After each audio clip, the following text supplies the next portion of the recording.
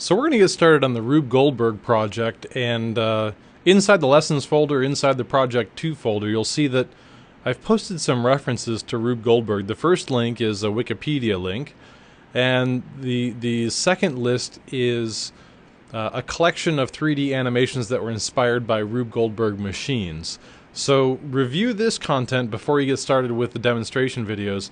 Our goal is that we're going to create some very complex animations that are based on simulations or dynamics within Cinema 4D. And so the concept here is that we could create really complex animations and keyframe all of the information in our animation and have hundreds of keyframes of very complex animation, or we could set up a scenario and let Cinema 4D simulate the solution for us. And so it's still going to be pretty labor intensive and time consuming, but the labor intensity of this project is really going to come through trial and error rather than working through the tedium of dealing with individual keyframes. And so before we take a deep dive into this project, I want to get started and give you a really quick overview of the simulation or the dynamics engine within Cinema 4D.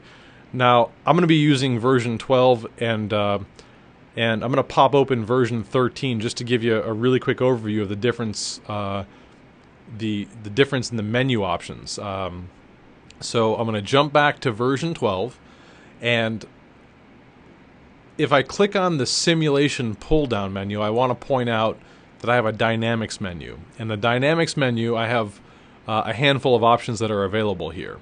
If I go to the release 13 and I go to the simulate pull-down menu and I go to dynamics, I only have a couple of options. Now, all of the options that are available in version 12 under the simulation menu under dynamics are also available in 13. They're just available in a different place.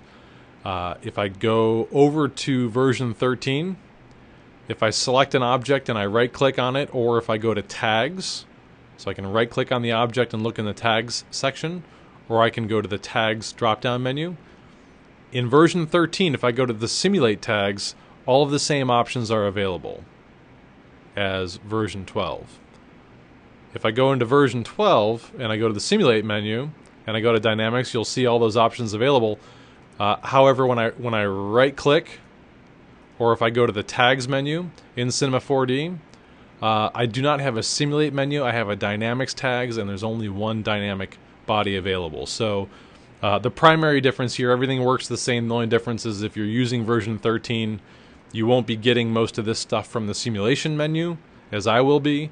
You'll be either right-clicking on your object or going to tags and choosing the simulate option. So that's the big difference between R13 and R12. And we'll catch up in the next presentation and get started implementing some of these simulation or dynamic solutions.